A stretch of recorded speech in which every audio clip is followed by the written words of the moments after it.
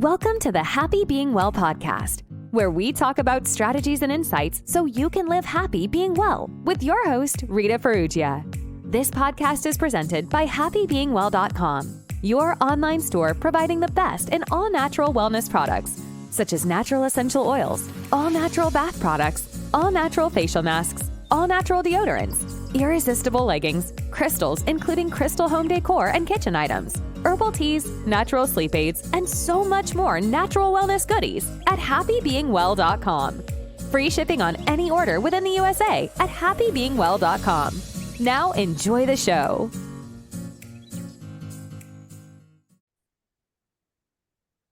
Hey guys, welcome to the Happy Being Well podcast. We have an exciting guest, Brianna Madia.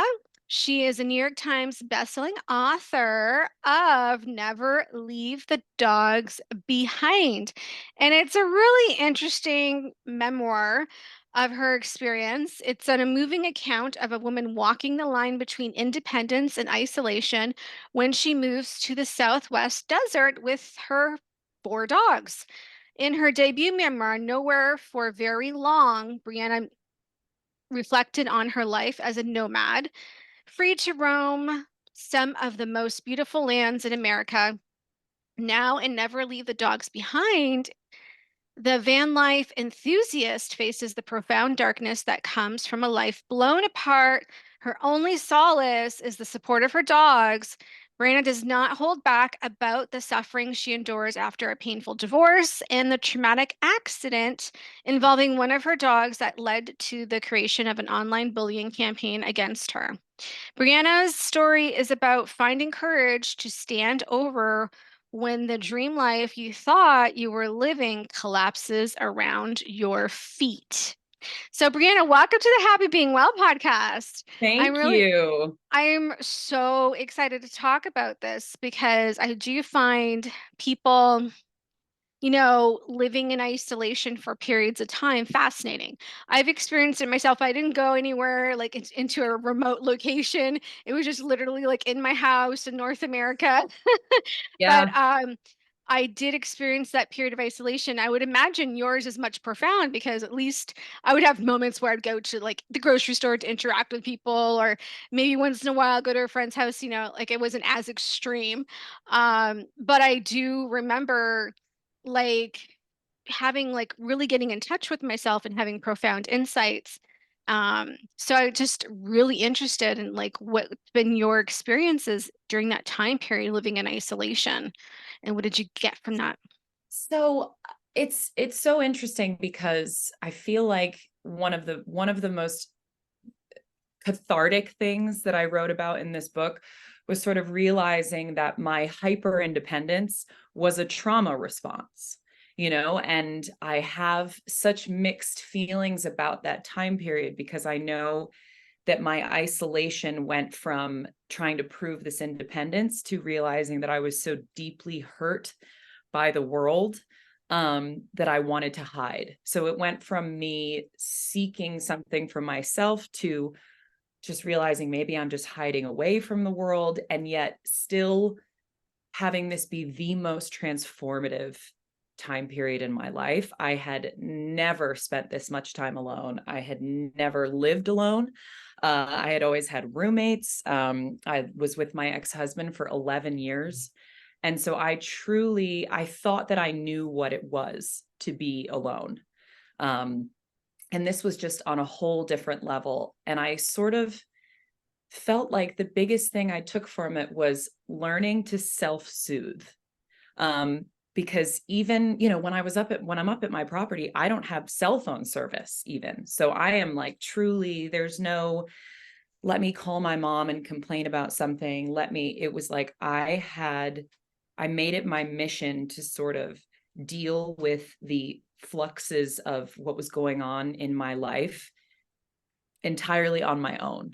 And it was both transformative. It got a little unhealthy at times, but ultimately I cannot imagine who I would be had I not taken that time to really put myself away and just sit with myself. It's so uncomfortable. I get why people don't want to do it. I get why it's so daunting. And, the art of sort of doing nothing and being okay with, having, no one to really talk to. I talk to my dogs a lot. I sound like a crazy person usually, but, just having this space to sit with myself and nothing else. And of course, the dogs just taught me so much about things I didn't really want to uncover about myself at first. I think when you're by yourself, you come face to face with some really ugly things that, when we have to sit with something uncomfortable, like my go-to used to be like, I don't want to sit with this. I want to give this to someone else. I want to post about this on the internet, or I want to, yell at my ex-husband about this, or I want to do, and when I finally just took that time to say, like, sit with this, breathe through it, figure it out, it truly changed my whole life. Because even though I'm not, constantly out in the middle of the desert by myself anymore, I still am just able to have this sense of peace within myself that did not come until I had experienced that sort of isolation. Yeah, I love that. Absolutely. That's kind of been my experience, when you're alone with yourself for a long period of time, insights just kind of come to you and about yourself or, life in general, how you're navigating around the world, how you're showing up. Um, you kind of really become a real observer to who you Yes. are. Yes. Like some of your blind spots kind of get uncovered, Mm-hmm. so you start to unwrap and you start to like, oh, okay. So that was what I was, so you become a better version of yourself as a result Absolutely. of it. But you're right, it is uncomfortable in the beginning. Yeah. And it's because we all naturally are, or well, in my programming, I feel like I was conditioned we're trained to always be around people. Like I remember going to high school and like I was in Mhm. the, it's cool to always be, out and about, I think that my take on it, I think we've just been really conditioned to always, well, during my time period of going to high school in my generation. Um, so, yeah, it's uncomfortable. You feel like you always like, especially when an uncomfortable situation happens where you want to vent. You mentioned, you don't Mhm. have your mom to talk to because you're out in isolation. There's no phone signal. And um, so talk to us about in those moments, like, what did you do? Did you journal? Did you like talk yourself through it? Um, like, how did you self-soothe in those moments I when you wanted to reach out to somebody that we're all kind of naturally inclined to do? Yeah. Um, I turned to, I don't want to call it manual labor, but I turned to when I felt like everything was sort of out of my control. I was, my day, there was no structure to my days. When there's no one around, you can stay in bed all day. You can lay around and do nothing. And so not only did I have to self-soothe, I had to self-motivate. And my dogs were a huge part of that. You can't stay in bed all day when you have four dogs. At least not for multiple days in a row. They'll start to go crazy. Um, but I found this confidence when I was doubting myself emotionally, mentally. I would look around this property and be like, I'm going to build a trail. I'm going to chainsaw this tree down. I'm going to like it. And these were things that made me feel independent and capable in a way that was just very different for Hmm. me. I think probably, for a lot of women, that's not, I had a very handy husband for 11 years who did kind of all that sort of stuff. And I never like looked at that as something that could be very like satisfying to me and almost make me feel more capable of being on my own. So I could have a really rough day, but I had accomplished, like I had even just an IKEA book of instructions to build something. I was like, this is start to finish. I know how this is supposed to go. I know what the end product is going to be. and I can just pour myself into that because I know that I can finish that. I can get through that. And so it was like creating these little tasks to kind of bolster myself, and sort of provide what I think I was really seeking, which was I was trying to prove to myself that I could be alone, that I could live this sort of wild, kind of nomadic, alternative lifestyle on my own. And so little things like that, just sort of being able to like take care of myself. And, my trailer, it was completely off the grid. Was no running water, no temperature control, none of the amenities, no heat, my fridge is always on the fritz because it runs on propane and that line's all messed up. It was sort of this constant, I need to take care of myself. I need to continue to get up every day and do these sort of manual things. And that was so it became like meditative for me, going into town and getting my water and bringing my, illegally tossing my garbage into a dumpster that I'm supposedly not supposed to use, but whatever. Just these little kind of tasks. And I would get myself through difficult moments when I felt like I couldn't handle something in here by handling something that was right in front of me. And even that would come down to finding a new place I wanted to explore, looking on, my satellite maps and seeing like, there's a dirt road I've always wanted to go down. And so having this sort of physical accomplishment and things that at the end of the day, I can say, I cried for many hours this morning, but I still had to get up and take care of myself. I still had to find a way to survive, quite literally. I mean, obviously I always had my ways to get into town, and I had, the ability to have food and water and all of that stuff, but that's something that we just sort of breeze over. And, when we tend to like live in, suburbia or whatever it is, you don't think about, where am I going to get my water, or do I have enough water for the day, or when do I need to time my trips into town? And that intentionality just really took me out of myself. It took away a lot of the spiraling thoughts, because it was like, this is what you need to do, and this is how you're going to do it.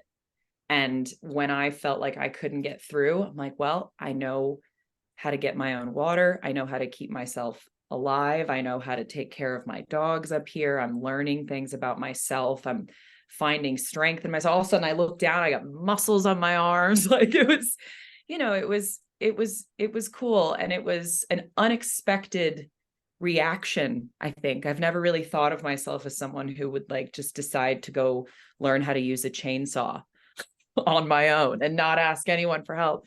And then, wear like a bathing suit top while chainsawing trees down. It was kind of like, I just leaned into anything that was going to make me feel accomplished. And for whatever reason, I just kind of fell in love with that aspect of getting my hands in the dirt out there, grounding in every sense of the word, I guess.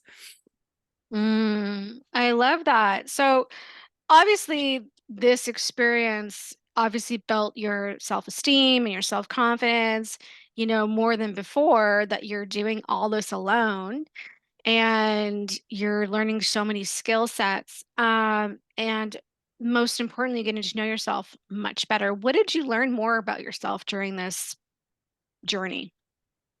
I am one tough son of a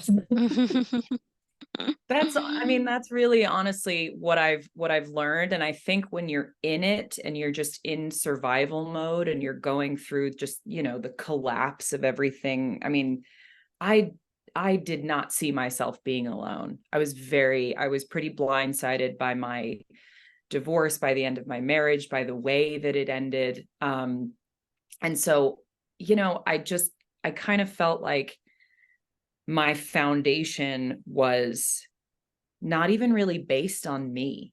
Like that was sort of hard to realize, that I had, my identity was this van and my ex and all the things we would do together and all of these adventures we would take. But then I was like, without all of that, who am I? And I think that having to just sit with yourself is like the only way you're ever going to really figure that out. because you can throw yourself into these tasks, right? Like I just talked about, but at the end of the day, you still have to learn a bit more about yourself. And I learned that I am this person. I am the strong person that I wrote about in my first book, because, in between putting out my first book and now the release of this second one, a lot of things changed. And so I kind of started to doubt if I was this person that I thought I was, this independent, adventurous, and so I think my time up there made me realize, like, that wasn't just a phase. You weren't just sort of adapting, your ex's personality and interests. Like, that really did become a huge part of my life. And it's hard, I think, when you've been with one person for so long and everything is we and our, and this was our dream and we were going to do this. And, it's scary to think, like, well, that marriage is over and that's for the best. But I loved the life that I was living, during that relationship, the activities I was doing, the travel, and I so hoped that I would be able to keep that up on my own. And what I learned through all of this is, not only can I keep it up on my own, I can do more. I feel like I can finally say that what I gained is bigger than what I lost. And it took me a while to get there. But all of a sudden I realized, like, I am the only one behind the driver's seat truly for the first time in my whole life. And having this, like, open road in front of me was really daunting. But also, day by day, I just felt more and more up to the challenge. And, at the end of my book, I sort of conclude with this trip that I took to Baja by myself with the dogs. And I was down there for 6 weeks. And that was spending the winter in Mexico was always something that my ex and I said we were going to do. And we just never could because of his work. And all of a sudden I found myself crossing the border, and it was like, this is my life. I'm on my time. I can go where I want. I can do what I please. And suddenly it just felt so freeing as opposed to terrifying. And so I think I was surprised by my own resilience. And I think that when you're in that situation, you feel like you're barely surviving. But now looking back, I'm like, wow, I did a lot for someone who was on the brink, like, for someone who was really walking a very fine line with my mental health and, even just my desire to stick around, frankly. And then at the same time, I was like, it was like these two versions of me, like this sad, broken version, and then this other version that was like, no, we're going to get through this, and it's going to be better. And that voice was very quiet, sometimes completely mute, but it was always sort of there, and it got louder and louder and louder. And I think that it's kind of like, what's that sort of cliche there, there's like the wolf you feed, or what. It's kind of like, I sort of decided I can either just die, I can just let this completely overtake me, or I can say that was a beautiful time in my life and I can continue doing the things that I love, but in a new way, and in a way that really, like, this is my identity. It's not tied to anything but me. No one can take it from me. Nothing can blindside me. Like, I did this on my own. I bought property. I'm living the life that I wanted to. And it's so surreal to be sitting here and saying that to you after that time period. And yeah, so I think I was impressed with my ability to turn it around. I think I think I got very close to the brink of really wondering if it was still worth it for me to be here. And, in the darkest sense of the word. And, between my dogs and just this little inkling that, like, maybe there's something more. I think we got to stick it out. It's so hard, but, keep building trails and cutting trees down, and day by day stronger. It was a journey for sure. And I'm still on it. We're on it forever, right? Like you never stop growing and changing and getting better. And I still value my alone time. I'm engaged, and, my fiance, I spend lots of time at his house. And but I just went to Baja again by myself for 5 weeks. And my solitude is a non-negotiable for me. And I never felt like that before I spent this time alone. And it's just such a core part of me now. I almost wish I could prescribe solitude to everybody who's going through something. And it kind of sounds counterintuitive, right? Like you're not taught really growing up. We talk all about support systems, and everyone needs support systems, but I think we can sort of neglect that, like, you really have to build that within yourself before you can rely on anybody else. Because as I learned, things can happen and change very quickly. And suddenly, if you don't know how to support yourself and take care of yourself, that's something that we should really be encouraging in younger people, is learn how to spend time on your own. Be okay with just being on your own. And that looks different for everybody. You don't have to go buy property in the desert and hide away from the world for months at a time. But yeah, I think it's just so important, this idea of solitude. And it is scary, but I also think about all of the great, like, writers and musicians and all of these people who go and, like, sequester themselves. And it makes perfect sense to me, because the world is so loud. There's so many distractions constantly. And that's another thing that, like, if you're a creative or you feel like you're sort of stuck, I just felt like with nothing else around, it was like a cork popped, and all of this sort of creativity and ideas started coming back, because what else are you going to do up there? Like, and it was great. It was almost like my childlike imagination started to come back as well. Because there's no one around to be like, what you're doing isn't cool. You just do whatever you want. And yeah, I cherish that time. I love that.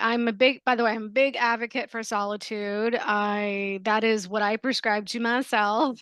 I actually really enjoy solitude. And I love that. So you are right. I love that you brought up the artists purposely do go into solitude to create their art, whether that's writing a book or a script or painting something or getting new ideas.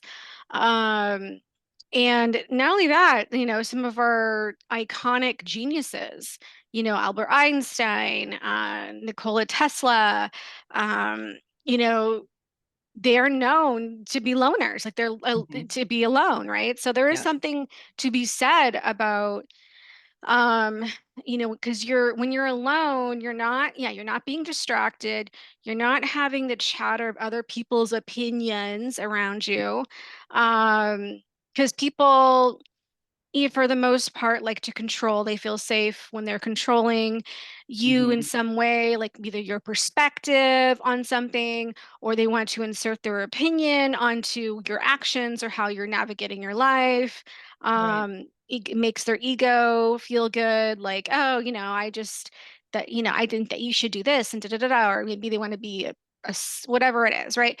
Yeah. But the real truth is you only know what's best for you. Nobody Yeah. else does, because they're Mhm. speaking from their life perspective, their life experiences, their knowledge of what they've acquired through their lifetime. And as we know, all of, each individual human is very limited in what they experience and what knowledge that they've gathered, so they're just inflicting a very subjective bias Totally. opinion, right? So, and also when you listen to your inner voice, your inner wisdom, that's how you really tap into your intuition, and that's how you know what's really best for you. And that's really truly where the real solutions and answers lie.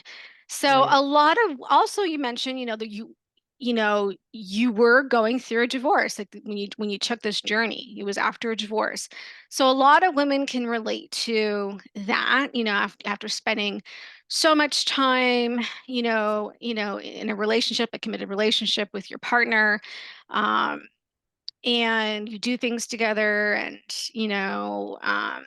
especially being a woman and a male, typically, a Mhm. male, there's more of a dominant, we do like we're nurturing. So, that Yeah. balance of yin and yang. So when you lose that other yin and yang, that masculine energy, you can feel a little, I guess you could say like guideless, because Yeah, absolutely. right? So, and also, yeah, what you start to, you mentioned identity through when you were speaking that, part of your identity was that marriage, that your male partner. So when you went on this journey and you're saying, you're talking about your identity, in terms of like it's no longer contingent upon him anymore. Now, did you feel like you reinvented your identity, or did you feel like you just tapped back into your identity before you entered the marriage? I think I tapped back into something. And I sort of felt like, on the surface, my ex had done kind of like a lot of the manual labor type of set, like you said, sort of like traditional roles. And so for that reason, when our marriage ended, I think that's why to me it felt like, well, I can't continue this. But I realized that all along, I was the one who had the ideas. It was my idea to buy that van. It was my idea to move into it. It was my idea. I mean, I quit my job. My ex never quit his job. I was all in. And over time, it started to feel like, yes, it was our endeavor. And I certainly couldn't have I certainly couldn't have lived the life that I was living without him at the time. But ultimately, I had to remind myself, like, you were not along for the ride. Like you might have not always been in the driver's seat, but I was still in the front seat. Like I still, this does still belong to me. And I think that when a marriage ends, it's so hard to sift through and say which part of that was me, which part of that was us, which part of that was him. Um, and I just kind of realized like there's not a whole lot.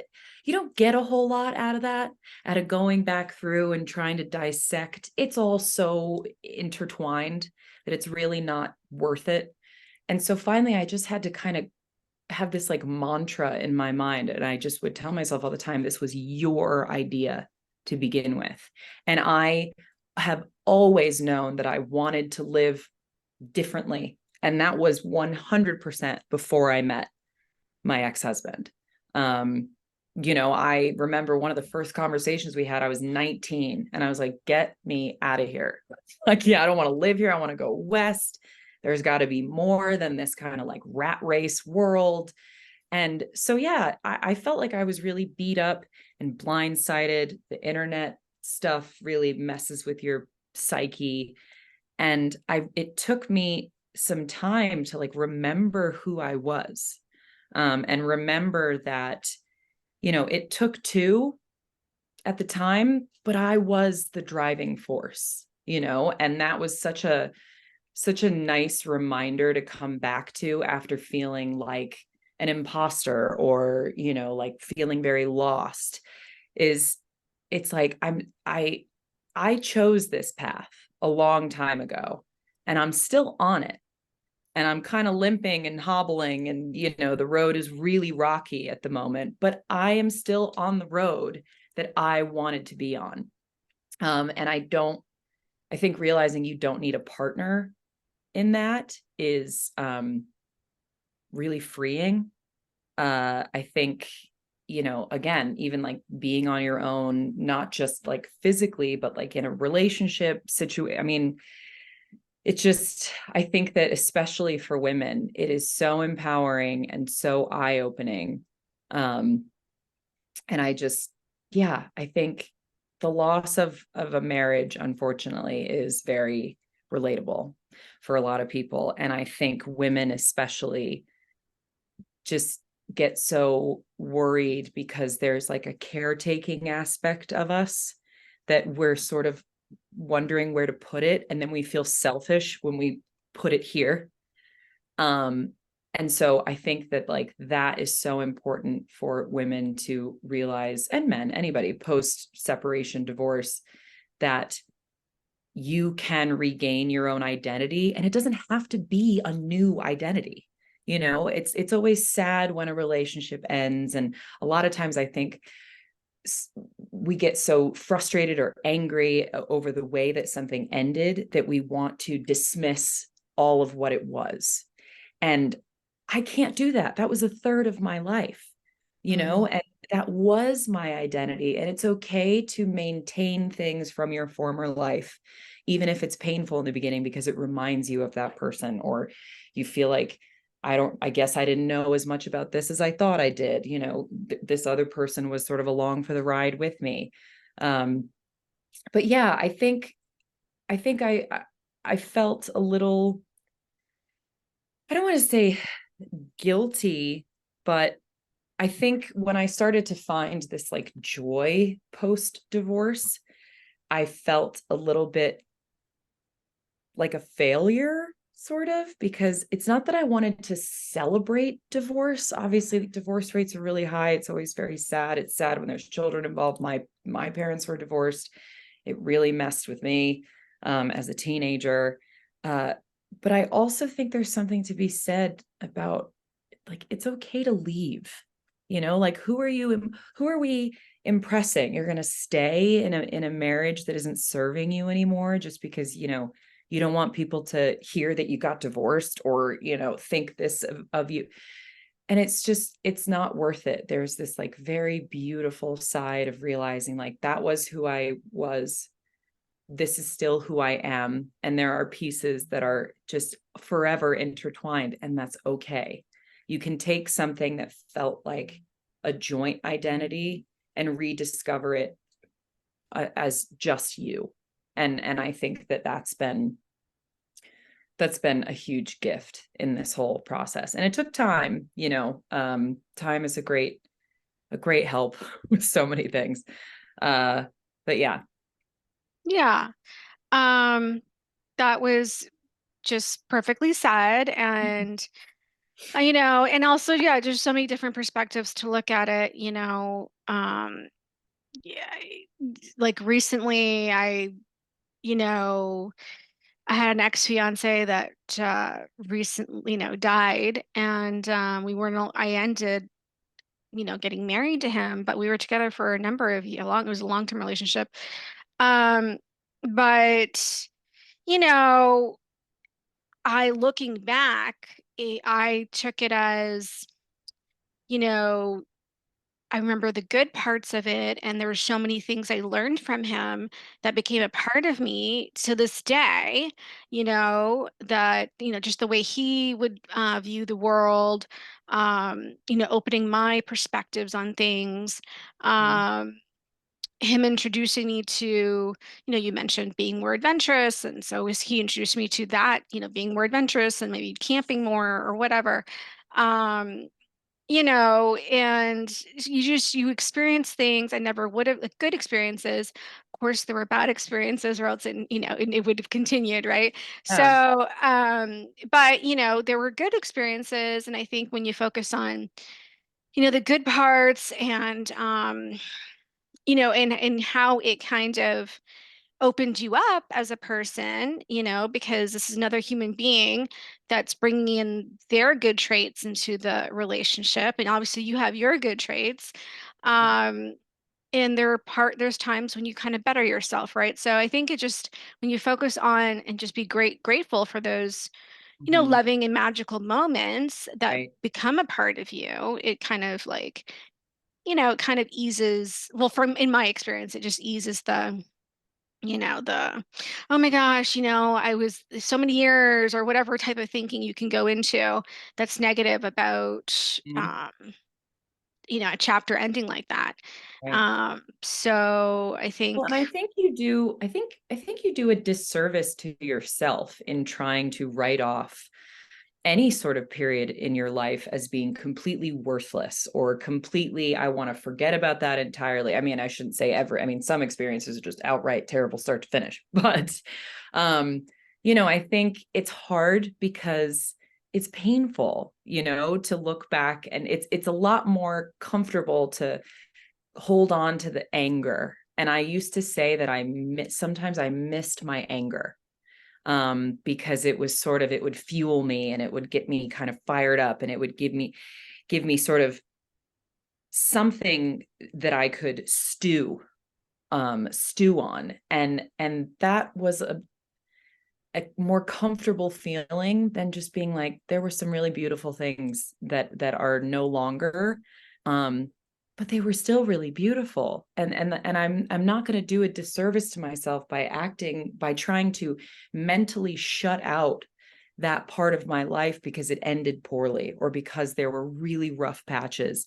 I think ultimately that comes back to bite you, because it's basically the same as not dealing with it, just trying to say like, oh, well, F him. And that's easy. That's easy. Actually saying like, these were the beautiful things. This is what I want to take away from this. This is what I learned about myself, about the world.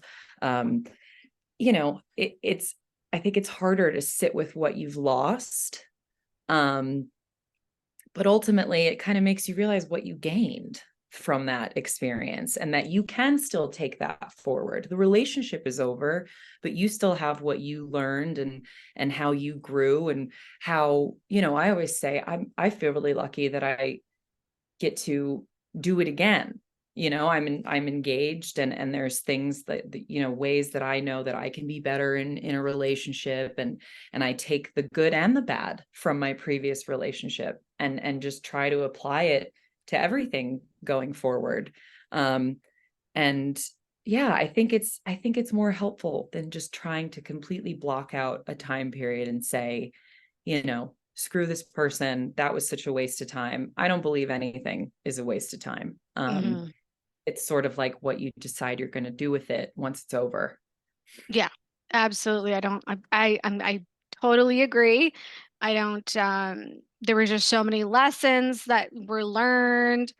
And it happened for a reason. Like we were both, obviously, that relationship did happen for a reason. It served a part of my evolution, Mhm. his evolution, because you can't help but grow when when you share, a life with another human being, and you're sharing activities together, and you're Mhm. bonding, and you just naturally you'd grow. I mean, that hopefully you're growing in Yes, some regard. exactly. It has to be Right. constant growth. I What I've mean, learned either about life. compromises, cooperation, Yep. communication, right? How you're showing up in the relationship. And then when it ends, you do grow even more, because then you can reflect to go, well, how was I showing? How did I deal with that? You know, um, and figure out how to basically navigate relationships in a better way in the future, or who you really want, what type of relationships you want to mold in the future too, like so you can create a healthier relationship as well. So there's nothing lost really. It's just that Yeah. there's a lot to gain, right, Yes. as a result of it. And I Right. think that's the beauty where solitude comes in, is that you really get to see that when you're in Mhm. solitude Yes, and understand absolutely. that. Yeah. Yeah. Yeah, and So at first I started just having, focusing on the negative parts of myself, but then that continued solitude, it's almost like you start to bore yourself. Like you're like, okay, I've beat up on myself for like a month and a half. Like, let's get it together. Like, what are the strong things about my personality? What am I capable of? And I think that both of those parts were important. Like you have to grieve. You have to cry. You have to yeah. have days where maybe you don't get out of bed. And I had a lot of them. And I just think that both of those parts of the process are equally important and shouldn't be skipped over, especially the uncomfortable parts. And when you're alone, it's impossible to skip over it. You can't. And yeah, I think just like the solitude really is such an incredible healer. And I never thought I'd, like you were mentioning high school, I was like a social butterfly for all of my 20s. I was in and out of living in a van, crashing on friends' couches. There was always people around. There were people everywhere. There were dogs everywhere. You know, I had this group of friends in Salt Lake who are still my best friends. And it was like 10 of us all the time, just crawling all over each other's houses. And so solitude was terrifying to me.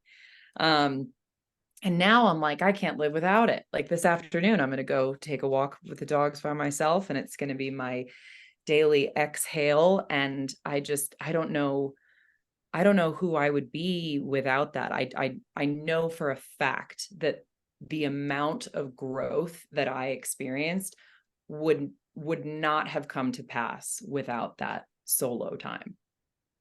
Yeah. And it's not only do you gain insights and your intuition increases and you gain more resilience and all of these great gifts, but it's also like you can enjoy your own company and there's a Mhm. certain peace and harmony that Yes. goes with, time when you're in solitude. Yeah. It's just, and for me, it's like a recharge as well. I feel like I'm recharging my batteries and then I can go and enjoy spending time with loved ones and Yes. friends and, Exactly.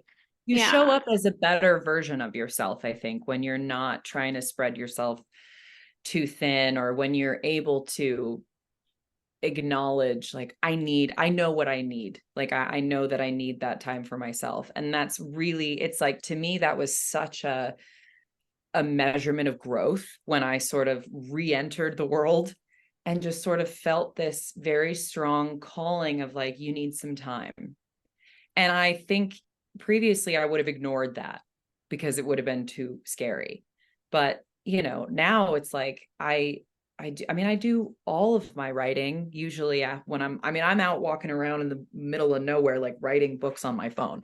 It's just, that's where the thoughts come. It just feels free in every way. And I think beyond being comfortable being by myself, I have a blast by myself. Like, I am genuinely very good at entertaining myself at, I'll just put music on and just dance in the middle. I mean, it's like I'm perfectly content with my own company. So much so that I look forward to being on my own. And that was not a feeling that came overnight. And I think that that's why people don't want to stick with it, because it's uncomfortable at first. And it's not like day two gets, it's totally better on day two or like week two. It is like having this practice of being on your own, even if it's not for extended periods, even if it's, a day, a week, or you set a little date with yourself to go somewhere a couple times a week. You're like teaching yourself a new skill, which is so strange because we're obviously with ourselves all the time.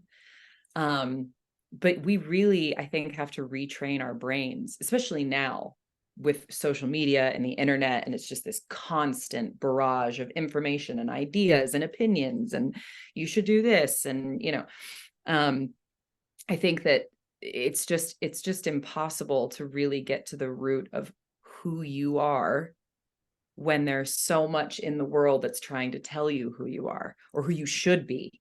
That's the big one, right? Who you should be, how you should be handling something.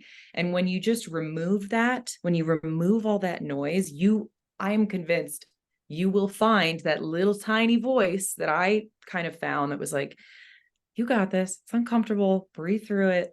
There's something good on the other side of this. And you just start to feel it. But I don't think that comes in a world where you're reading every single self-help book on the shelf and you're kind of constantly listening to every podcast. It's great, obviously, but that solitude. And, what is the point of listening to podcasts like this or reading books if you can't then go and take the time to really sit with it and think about it and apply it, as opposed to, we read one thing, we scroll, or we read the next thing, we scroll, we read the next thing, we scroll.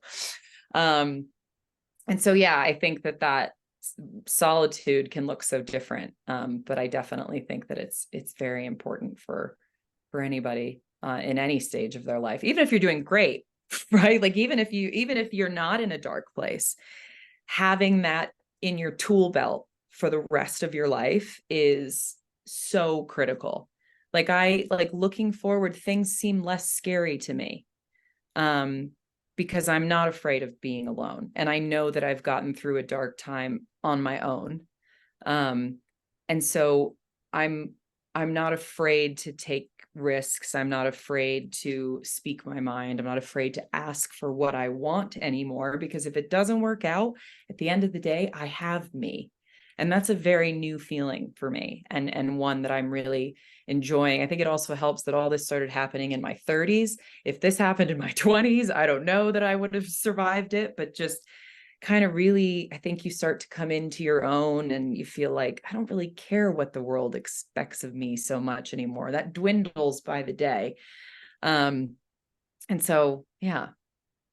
Yeah, I love that. Plus, you're better, for me, my experience, you're better able to navigate around, um, you know, other people's opinions or what they want to like throw at you in terms of satisfying their own ego or whatever.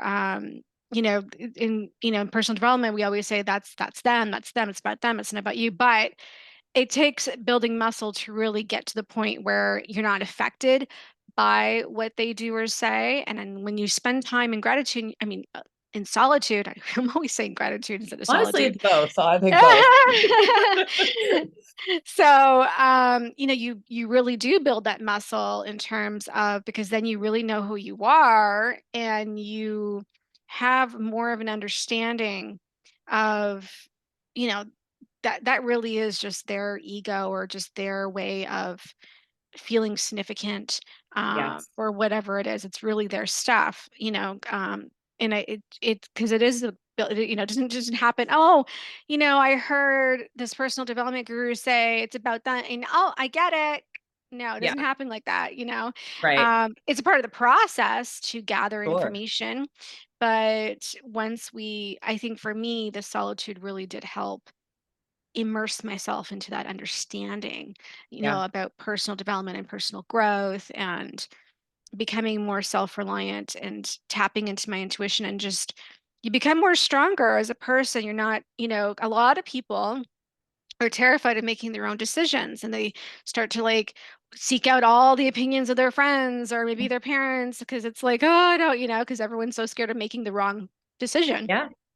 When you start to experience, being strong alone in solitude, really getting to know yourself and really, I'm going to say, uncover real truths, real Mhm. truths about life, real truths about yourself. You no longer are so reliant on the opinions of others to help make your decisions, because I think that's a big Exactly. part of navigating through life is a lot of people are scared to make the wrong choice, and Right. they a lot of self-doubt, and this is what prevents people from really tapping into their intuition. It's that self-doubt. So in Mhm. solitude definitely helps to tap into that. And you mentioned meditation, when you were uncomfortable and you wanted to vent to somebody, you started to be productive and it turned into like a meditation. So that's another thing too that people um, can misconceive about meditation. They just think you have to be in a lotus position Yeah. and close your eyes. Yes. I I am mean, not good at that kind of meditation, believe me. so like doing like when you wash the dishes, for example, a lot of people go into a meditative state when they're manually washing their dishes because you're repetitively doing something over and over again without thinking, Yes. and you just trance out, same thing with driving. If you've driven to Yes. one place a million times on the highway, you know how to get there. You Mhm. unconsciously know how to drive. We don't have Yep. to think about driving. We don't have to think about where to get. We just do it automatically. So we're in a Right. trance. Same Yeah. thing with walking. Yep. So we can get that trance effect without sitting in that lotus position. Right. Um, And I but think I sitting, kind of liked that too, because in the beginning, like silence was very scary. Like I was running from that a little bit in the beginning. So I was like, busy yourself, quick, busy yourself. And I was surprised to find that meditative quality in something, because I was very much kind of bought in to the fact that meditation and really kind of sitting with yourself was lotus position sitting with yourself. And I thought, oh God, I don't know if I'm ready for that. So yeah, having that kind of just those mindless, and like a dirt road cures everything for me. So when you said driving, I'm like, all of my best ideas come to me while I'm driving or walking, or, cause it's like your brain is in that kind of trance mode. And, yeah, that was a very beautiful thing. And I love what you said about, just all of the information that we have and all the opinions, and like people can be very well-meaning. And I love that mental health is being talked about. But I also think that people can get caught up in like my depression and my anxiety. Yes, it is a clinical diagnosis that I share with many people, but it's still very much a unique experience to me. And so it can be helpful hearing how other people have dealt with things, hearing how other people cope with things. But if you hear too much of that, you drown out your own, knowledge of yourself. And I remember, I had I had met somebody very shortly after my divorce. And, to this day, I truly believe she was very well-meaning, but it sort of exposed me to the kind of person who I describe like sees a person as a project as opposed to a person. And I think that can feed sort of our almost like our desire to heal ourselves, right? We're all great at giving advice, a lot harder to take it. And after a while, I just kind of realized like these things that you're sharing might work wonderfully for you, but I don't know if it works for me. And a lot of times when you push back, you get met with like, oh, well, you're really losing it because you're not healing in the way that I think you should heal. And that was also a really big indicator for me that I was like, okay, I think it's time to go and be on my own. That was almost like a final straw when I was like, now people have been telling me how to grieve, how to do this, how to deal with this online bullying, how to move on, how to start dating again. Just, everybody had all of these opinions, and it gets really loud. It gets very loud. And again, I think people are very well-meaning. And I think even like talk about silence and solitude, I think it's really hard for people to just even sit and listen to someone else's struggles without offering, like quickly being like, oh, you should read this book, or, oh, I listened to this podcast. And, and again, that's fine. But it also is like, I think we're all so desperate to believe there's like a cure-all. Like we're finally going to find that one book, that one quote, and it's going to change our whole lives. And like maybe it's a stepping stone to changing your life, but you got to keep stepping. You have to keep moving beyond, and again, like circling back, I think taking all of this information, the only way you really are going to weed out what speaks to you is once it's quiet, and you can actually hear what sort of is resonating in your mind and follow that path, as opposed to like, oh, here's another thing. Oh, there's another thing. And yeah, I think that sort of benefit of it is just also really serves to remind you that you. And I let a lot of people tell me who I was for quite a while when I was really, really low and really just like, I don't think I'm worth anything. Why on earth would I not believe these people who are saying I'm horrible and terrible and everything was my fault and this, that, and the other. And yeah, I think that, realizing that in that quiet time, like, I know who I am. I might have believed people, I might have bought into some sort of TikTok therapy or something, but at the end of the day, I know who I am. I'm the only one who's going to fix me. Obviously, we have therapists in our, we do, we need support systems for sure, but you have to do the work, and I really did used to think like, well, I've been going to therapy my whole life, so I'm doing the work. And I wasn't. I was starting but it's scary. It's scary. It's scary to start really doing it. And yeah. Yeah, I completely totally resonate. Loved everything that you said, and I'm sure my audience is like just really taking this in. And I don't think enough people talk about the power and the gifts that come from solitude. I think more and more people really should be talking about it. I mean, I discovered it, just I don't know. I think I just kind of went into it and just like you said, it doesn't you don't enjoy it right away. It's definitely a process, and it's Yes. very uncomfortable. Um, and it brings up like I would say negative feelings initially because it's something that we're not conditioned to be in society. This is Right. not something that's, deemed as a cool and sexy way Right. to live.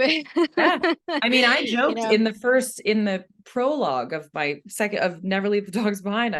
It was like, took me no time at all to become a walking caricature of like the crazy lady up on the hill. That's what we societally think about when we think of solitude, the cat lady, like what, yeah, and yeah, it's sort of painted as this, you're crazy. yeah. You are, and sometimes I felt crazy, I definitely had a few days there, but I also, I just think it's so crazy to me how scared people are when I explain how I lived during that time period. And people are like, what? Whereas I'm like, once I had sort of started working through things, I have never felt so safe in myself when I was on my own. And yeah, I just think like getting to that point um, takes discomfort. Most good things take discomfort. I always say like all of the things that have made my life what I wanted it to be were terrifying, um, financially concerning. Like I've taken a lot of leaps and a lot of risks, and not a single one of them has been smooth sailing. And so I think that's always a good reminder when you find yourself kind of at the beginning again. I almost was like, well, you weren't afraid. Well, you were afraid. I mean, I was afraid. I was afraid to buy the van. I was terrified to quit my job. But I was like, but you did it anyway. So here you are again at the beginning of something and you're terrified. You know how this goes, like you're used to it by now. Same thing, back east when I moved out west, I didn't know anybody. Everybody looked at me like I was crazy when I said I was going to move from Connecticut to Utah, and this was almost 14 years ago now. And, that was terrifying. And I can't imagine what my life would be like had I not done all of these really, really uncomfortable things. And I just, it's like so cheesy, but it's like the only way out is through. And it's so true. Yeah, it's true. It really is true. Just go through it. Release our fears, release our anger out of our body, through crying or through, being in bed because our body does get weaker when we're sad, right? So Yes. it's just we have to go through the release, and then we have to just go through being the observer of our own life in terms of what we've how we were showing up in life and what we were doing and how we reacted to things. And also too, it being having those gifts of solitude and having those things come up like real truths. It could be an excellent blueprint that you can design to write out to if you want to work with a therapist as well to actually really hone in on really what you should be focusing on in the therapy session. Because instead of, Absolutely. because sometimes the therapist has to like, sit and ask a bunch of questions, dig Mhm. deep and listen to you, take notes. I mean, it could be a very long discovery process as to Yes. what you need to, focus on and shift or whatever, through effective questions, of course, and to get it to pull that out of you. But at least with the solitude is just you're really focusing on real truths Yes. because you're in solitude. You have nothing to distract yourself with, or um, I think, it's easier when we're in a environment of distraction, whether we're turning to Netflix all the time, Mm. or listening to a bunch of people's opinions, whether they be friends or family, um, to get caught up in their illusions of what Right. is or what should be. Right. So, like we mentioned prior, the solitude kind of really gives you more insight, real truth, because you have nothing to distract yourself with. You're really Right. just faced with your own inner. So, it really gives you a real true guide map, if you do want to work with a therapist, as to the truths of what you really want to go deeper on and, explore, Yeah. because it's Well, so easy. that's such a great point about kind of, I feel like so many people are so intimidated of therapy because they're like, well, I don't know what to talk about, or I don't know what I want to talk about. And it's like, how often do we sit down and like ask ourselves questions, and ask ourselves, take sort of a temperature of where we're at. And I think that's why it's so interesting that people go to therapy and they're like, I'm not really sure what I talk about. And then they become like total therapy addicts because they're like, I had so much to talk about and I didn't even realize how much I had to talk about. Um, yeah. And I think too, just being like the biggest thing with therapy, this is kind of a random aside, but uh was I think it also helped me, you know, realizing that everything's all tangled together. My childhood, have a very difficult relationship with my father still, relatively non-existent. uh but that has tied in to a lot, and it's kind of like, again, I don't think that therapy and, writing or journaling or spending time in solitude, I don't think that has to mean you need to lay out your whole life, go back through, pick things out that you would get rid of, figure out exactly where this came from, why do you do that, why is this your behavior. It's just more accepting that, like, it's all just intertwined, and it's not about finding out like how to extract things and remove them permanently, because good luck if anybody figures out how to do that, let me know. Let me know if you can just selectively remove certain experiences from your memory, but yeah, I think it's just kind of realizing that it's all intertwined, and like that's okay.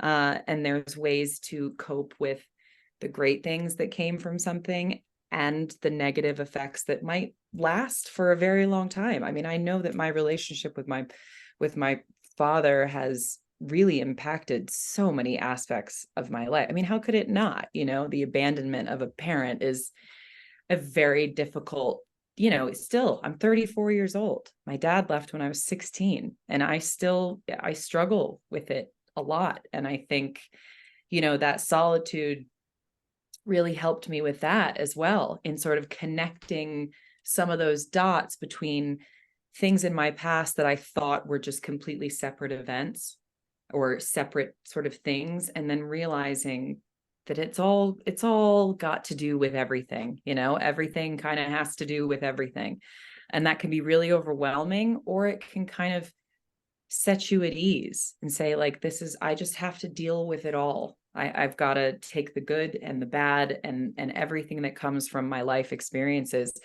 because there's really no other way. You're not going to separate things. You're not going to read that one book that's going to just change your life. That's it.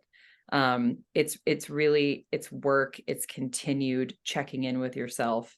And yeah, I mean, there's no better way to check in with yourself than to take some time to only have yourself to check in with. Mhm. So I'm prescribed solitude. That's my go-to.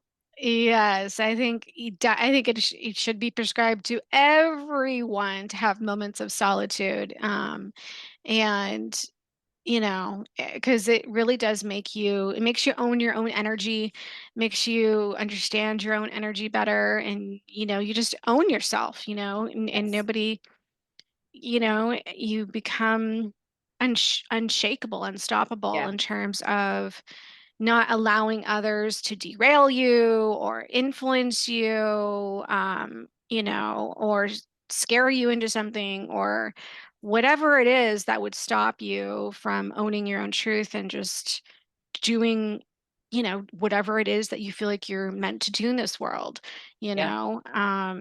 Well, and as So, someone who always struggled with feeling like I needed acceptance, I mean, hello, Instagram was like heroin for someone like me who was like, am I okay? Am I good enough? Oh God, I have all these like abandonment issues. And, I really kind of leaned on that a bit. And I realized that there was no better feeling in the whole world than having acceptance for myself from myself. mhm, And that was a sort of, that filled what kind of felt a bit like a void. Because how unpredictable and scary to feel like you can only get approval and validation and comfort from other people. Because other people are lovely sometimes, and sometimes they're very not lovely. And so, to be able to always have yourself to come back to is you like unshakable. I love that. Like it's just made me feel like my feet are on the ground, and storms may come, whatever, but like I know where I stand. My feet are on the ground, and it's because I took the time to learn who I was. And believe it or not, a time of tragedy and grief is a good time to learn about who you are, if you're kind of willing to face it. yeah, and and it's something a lot of people can relate to, whether they're aware of it or not, is that feeling of acceptance and validation, which comes in all forms, whether that's, constantly needing that from your employer, or constantly needing that from your peer groups, or attention in general, whether that be through social media or what have you, or even how you deal with breakups. Yeah. It's like, okay, well, this isn't, just take it with grace and just move on, or or you're gonna just like, um stay in that and get Yep. into a whole, I guess you could say, like, pity party or whatever it Yeah. is, a resistant energy.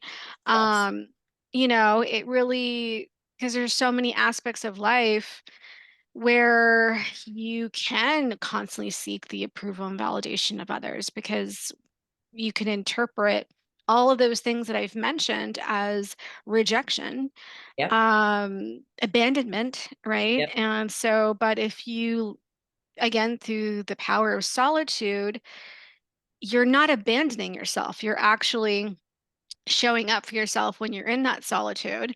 So you will no longer really feel abandoned by anybody, as a result of really leaning into the power of solitude, because you become your own best friend. And Yes. I can go on and on about the gifts of solitude, because I really Me truly too. understand. It I really just is. I absolutely love it. I encourage everybody. And, like I said, that could be, I love going out to dinner by myself.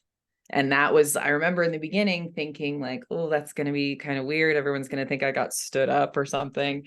And then I'm like, no one's looking at you. No one cares about you as much as you care about you. And it was almost like it was a good place to start, of being like, here's a thing that is even like kind of societally uncomfortable. People will kind of be like, depending on where you go.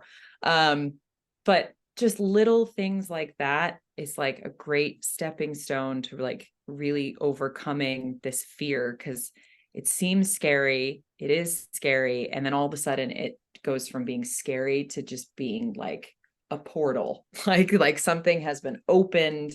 And yeah, I mean, I think as soon as I realized that I could have fun by myself, that I could enjoy my own company, it's kind of like the world opens up. You don't need other people to go and do certain things. It'd be kind of hard for me to find somebody who could spend the whole winter in Baja. My job, I'm very fortunate I'm a writer, so I could do that from wherever.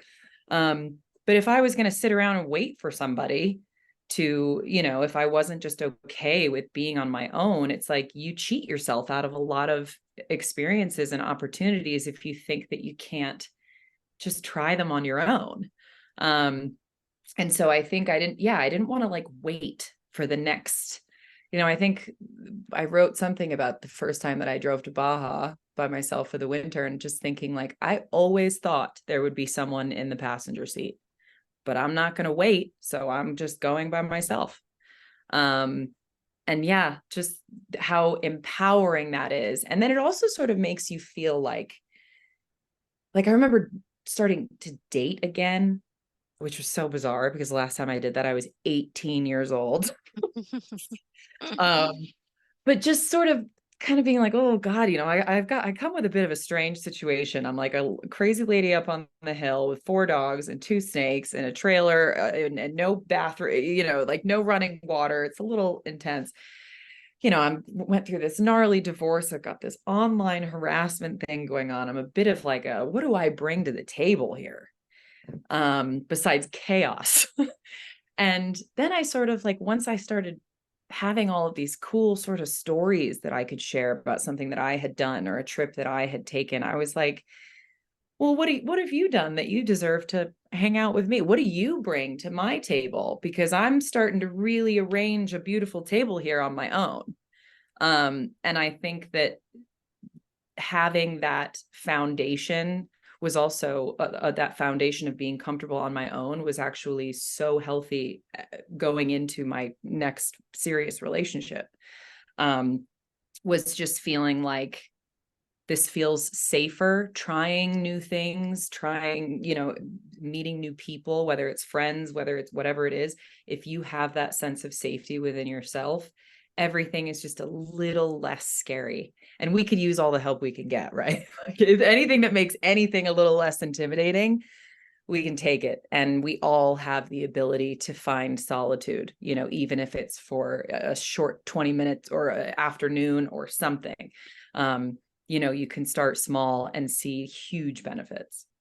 Mm-hmm. Completely agree. So I highly recommend everybody to, go buy Brianna's book, Never Leave the Dogs Behind, and you'll get great, great insights into more insights into what we've been talking about, and really get to see more of that day-to-day life of her journey when she's in isolation in a remote location with just her and her 4 dogs, to really gain insight, into what that would be like, and maybe, get inspiration. And you don't have to go as extreme as going into a remote location, you know. Need any tips on that? Let me know. But if you do, that's cool too. If you really, people have, and they come back like Brianna with these profound insights. I think it's that movie that Reese Witherspoon she starred in with the woman after her mom died. She took this Wild. big, yeah, Yeah. wild. So, there are people like who have done this and come back with these profound, profound insights and strength and resilience, and really catapulted their life afterwards. Yes. Even eat, love, was it eat, love, pray? Not, well, Eat, pray, love. she wasn't really in isolation though. She just kind of just took a journey into Europe Yeah. or what, so, but she learned meditation, and she, Yeah. however, anywho, it was kind of similar. But yeah, so if maybe if you want to go and take that big leap, this book may inspire you and maybe get some big tips on how to take that big leap. Yeah. Or, if you just want to go and take a week in solitude by the beach and the ocean, rent out a little condo or whatever and not be so drastic, that's cool too. This book will inspire you to Sounds do that great to too. me right now. I would love to go do that right now. It's snowing here. I want to go to the beach. So it's published by HarperCollins. You can purchase it on Amazon, Barnes and Noble, um, offline bookstores, online bookstores. It's every so Brianna, I know you have like over 300,000 followers on Instagram. Do you have a website where they can also like learn more about you and maybe purchase the book on your website as well? Yep. Yeah. So it's just briannamadia.com. And links to both of my books are on there. Some trips, my upcoming book tour in April. Gonna be driving the big orange van full of dogs all over the all over the West. So yeah, everything's on my Instagram and my website, briannamadia.com. Okay, and your handle is at Brianna. Madia. Is Madia. that your Yep. yeah, Mhm. that's your Instagram. Yep. So her links will be in the show notes in terms of her website and Instagram page. And go I highly, highly encourage everyone to buy her book, Never Leave the Dogs Behind. So thank you Thank so you. much for being a guest today on the Happy Being Well podcast. It was a true, true pleasure speaking about this topic. I mean, I think you're the only guest, yeah, that I got to indulge into this topic. It's like one Oh, of my faves. good. Good. And not a lot of people are talking about it. So Yeah. I just love when people actually do. It's Yeah. just, it really is a game changer. Yeah. This was So great. This was great for me because obviously I don't know too many people who are all about the solitude, but we're gonna push it. It's gonna become a thing. I can feel it. I think it kind of is a little bit. This is true. Like with the younger generation, the Gen with the not I'm a millennial, the Gen Xer, not Gen Xers. Oh my Gen God, Gen Z. Z. Yeah. Yes. God. Gen Z. I think it is becoming sort of a thing with them. And Yeah. maybe, I feel like a they're little ahead bit. of the game on everything. Yeah. Yeah. They learned from our mistakes. Yes. Drinking water from a fire hose, I believe those folks. Yeah. All right. Well, have a wonderful, wonderful week. It was a pleasure having you You. on. And for Yeah. everybody else, if you're not subscribed, subscribe so you don't miss another episode of the Happy Being Well podcast.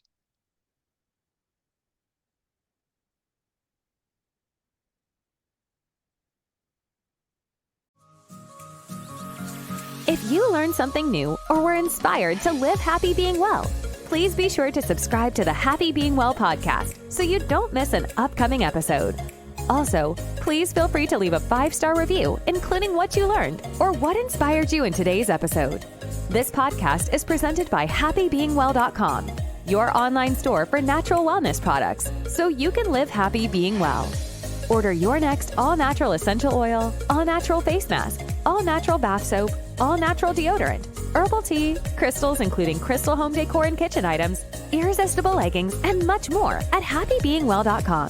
Free shipping on all orders within the USA.